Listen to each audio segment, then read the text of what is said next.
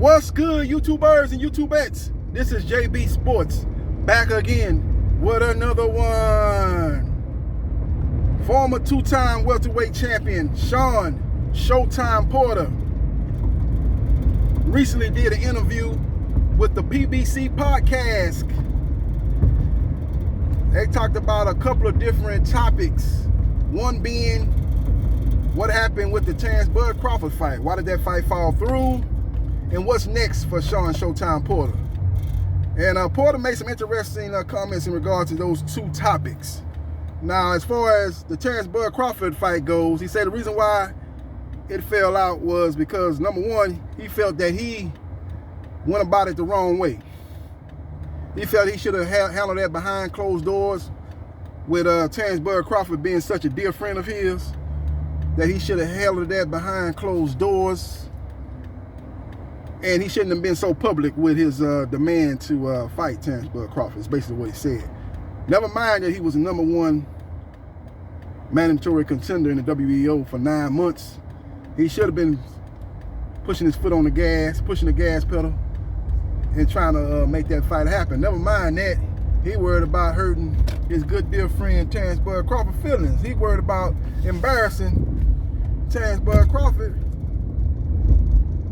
in front of the public, making Crawford look like he don't want to fight, making Crawford look like he's trying to duck Shawn Showtime Porter. He didn't mean to do that. You know, look here. Crawford was obviously chasing a Manny Pacquiao fight. They was trying to make that fight happen. They've been trying to make that fight happen for a long time now. And it just don't seem like it's in the cards for Crawford to fight Manny Pacquiao. But nevertheless, he was trying to make that fight happen once again. And he told Shawn Showtime Porter to stand on the sideline and wait. If he can't make the date with Manny Pacquiao, he'll revisit a fight with Shawn Showtime Porter. Never mind that this is the second time he done said that he was going to look at Shawn Porter if something else fall through. He did that in an earlier time when they were supposed to be talking about fighting each other. He was like, well, I got something big. I got some big plans. I'm looking at that right now.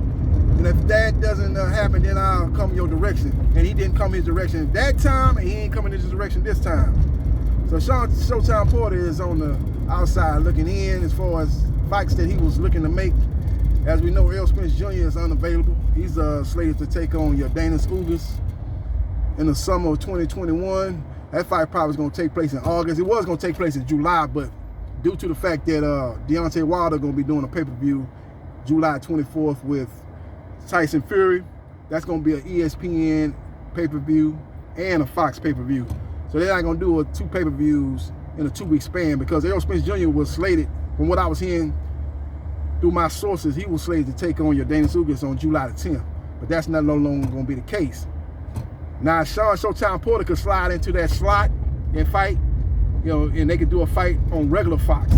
Now, the opponents that they were mentioning in that podcast was, well, first of all, they asked Shawn Showtime Porter, you know, okay, what you looking at now that Crawford fight didn't fall through?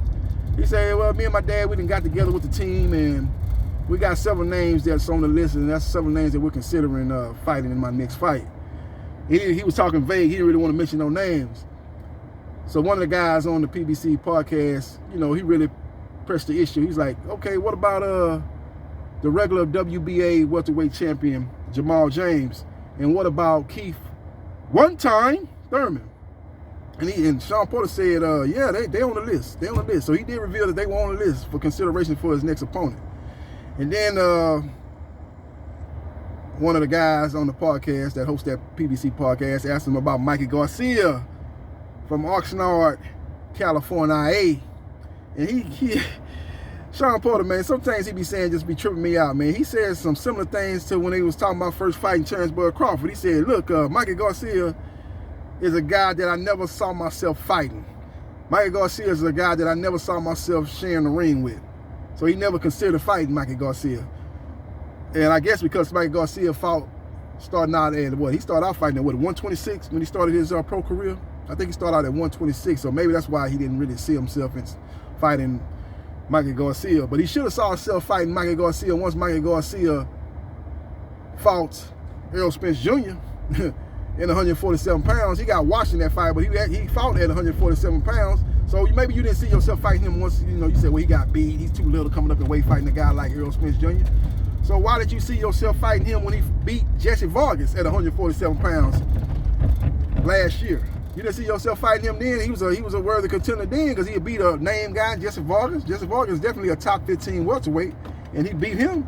So you didn't see yourself fighting him once he got that win? So anyway, he's saying Mikey Garcia was never on his radar. But he said he would consider fighting Mikey Garcia, but Mikey Garcia is down on the list of opponents that he considering fighting in his next fight. So basically, he doing the same thing with Mikey Garcia that he did with Terrence Bud Crawford. He not hell-bent on fighting Mikey Garcia, just like he wasn't hell-bent on fighting Terrence Bud Crawford. But let's go back to the Terrence Bud Crawford fight, the reason why it didn't happen.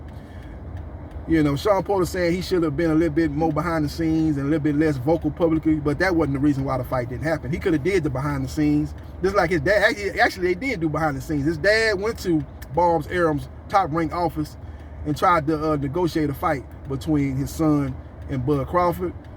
And guess what Bob Arum told him? Bob Arum told Kenny Porter, who's Shawn Showtime Porter's daddy, his manager, and his trainer. He told him, look, we're not prepared to offer your son a fight right now. And Kenny Porter said, well, can you give us a ballpark figure? You don't have to give me nothing specific, but can you give me a ballpark figure? And Bob Arum looked him dead in his eyes and said, look, we're not ready to offer Shawn Porter a fight right now, and basically we'll get back to you. And they never got back to Kenny Smith. My bad, they never got back to Kenny Porter. They never got back to Kenny Porter. So basically Kenny Porter said they didn't want to fight. And the reason why Bob Arum didn't want to fight is because basically if Shawn Porter and Bud Crawford fight, the money that they gonna demand gonna cause that fight to go on pay-per-view. And Bob Arum been burnt by Bud Crawford's 2 pay-per-view fights that he did, his past 2 pay-per-view fights. The first one being Victor Postal. That fight did 60,000 pay-per-view buys. That's what you call a flop, ladies and gentlemen. That's what you call losing money. And that fight lost money. That was on HBO pay-per-view. The reason why that fight went to HBO was because HBO pay-per-view was because HBO didn't want to pay for that fight. So Bob Arum took the fight to pay-per-view and the fight flopped. And then he did another pay-per-view after that. About a year or 2 later, after that, he did another pay-per-view with Amir Khan. And Amir Khan had a following in the UK, and he had a following here in the United States. He's been in a lot of high-profile fights. He fought Canelo Alvarez. He fought Danny Garcia. He fought Marcus Madonna. He fought Zab Judah. He fought Lamont Peterson. He fought Devin Alexander. He fought Chris Algieri. Amir Khan been in a lot of high-profile fights, so he had a name. But that still didn't stop that fight from flopping, as that fight did 150,000 pay-per-view buys. So that's the reason why Terrence Bud Crawford's promoter, Bob Arum, is gun-shy about putting Crawford on pay-per-view again. The only way he would put Crawford on pay-per-view again is if they ever get that fight done with Errol Spence Jr. That fight would definitely be on pay-per-view. They would do it like they did the Wilder Fury 2 fight. They would do a dual pay-per-view where ESPN and Fox would come together and work together on that fight and work to promote that fight, and it would be on ESPN pay-per-view and it'll be on Fox pay-per-view. So that fight would definitely be a fight that they would consider, that the top rank would be willing to put on pay-per-view. But outside of that fight, Bob Arum, who said he has lost a lot of money with Terrence Bud Crawford, he lost so much money that he could have bought a house in Beverly Hills with the money that he lost in Terrence Bud Crawford's fights. So he's not in no hurry to put Terrence Bud Crawford on a pay-per-view unless it's Errol Spence Jr. So that's the reason why that fight is not happening, ladies and gentlemen. It's not got anything to do with Shawn Porter, should have went behind the scenes and played nice with Terrence Bud Crawford, and got on the phone and chit-chat with him and reminisce about old times and this, that, and the third, and got a fight done that way with Terrence Bud Crawford, because that wouldn't have been the case, because Bob Arum never was on board with a fight between Bud Crawford and Terrence or between Terrence Bud Crawford and Shawn Showtime Porter, especially if you was talking about putting it on pay-per-view. So that's the reason why that fight happens. But as far as Shawn Porter's next fight, I think Keith Thurman is a fight that I think that's less likely. Let me just put it like that. Because that fight, just like the Porter-Crawford fight is, with the money that both of those fighters are going to command, is similar to what I was saying with Bud Crawford and Shawn Porter. You know, Bud Crawford got a $3.5 million guaranteed minimum no matter who he fight. So, you know, he fight Porter, he was going to want more than that minimum. And then Porter was going to want at least $3 million. And both guys was going to want to be making some money on the back end of the pay-per-view. And Bob Arum didn't think that fight would sell enough with a top rank would be able to pay those two guys, those type of persons, and they would make money. They would make revenue off of that fight. So that's the reason why he showed no inkling to make Terrence Bud Crawford versus Shawn Showtime Porter. But as far as Jamal James goes, I think they can make that fight. He's a guy that got the regular WBA welterweight champion. That's a fight that Shawn Porter, if he wins, he can sell himself as a 3-time welterweight champion, even though that's not the major belt. That's a regular belt. That's a secondary belt. But, you know, when they list his accomplishment, when he's retired or whatever, when he goes into the Hall of Fame, if he goes in the Hall of Fame, they're going to say 3-time world champion. They're going to say 3-time welterweight world champion. They're not going to say 2-time world welterweight champion and 1-time secondary welterweight champion. They're not going to do that. They're going to say 3-time world welterweight champion. So that's one thing that might interest Shawn Showtime Porter. They could put that fight on Fox. Even in maybe Jamal James, who has a strong fan base in Minnesota, be willing to put that fight in Minnesota. Shawn Porter would ask for more money to go to Minnesota because he is a clear A-side, even though he don't have a fan base as Jamal James. He has a bigger name in the sport of boxing, so they can kind of trade that pros and cons what each fighter brings to the table, and they can make that fight happen as far as paying Jamal James, you know, around whatever, $750,000, somewhere in that ballpark. And then they can pay Shawn Porter around $1 million or so, and they could maybe make that fight happen on regular Fox. Now, another opponent that they mentioned was Josecito Lopez. That's another fight that could be made on Fox. Now, Josecito Lopez said after his last fight that Al Heyman promised him a big fight, and Shawn Porter would fit that bill, big name in the sport of boxing. That could be a fight that could be made on Fox too.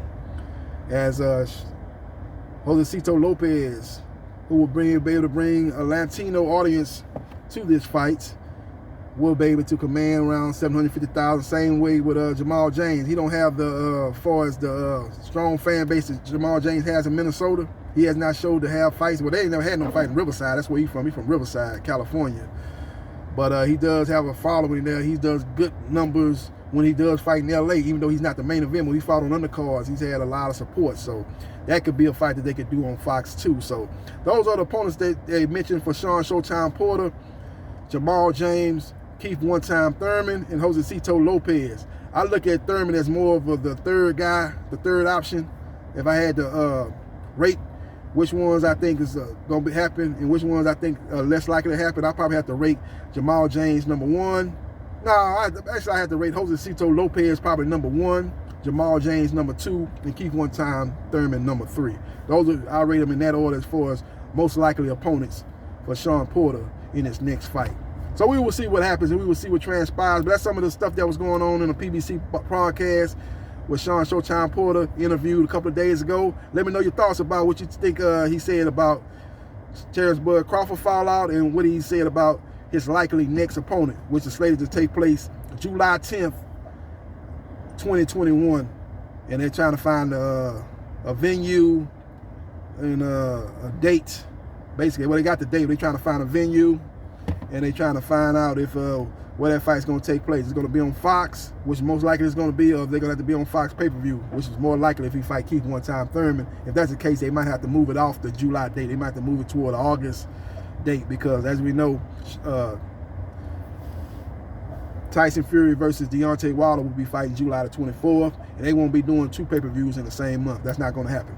So we will see what happens and we will see what transpires. But let me know your thoughts about the Shawn Showtime Porter interview with the PBC podcast and what's his next likely move. Let me know your thoughts about the Terrence Crawford fight falling through. And hit the like button if you like the content of this video, and subscribe to JB Sports, the man, the myth, the legend. I holla.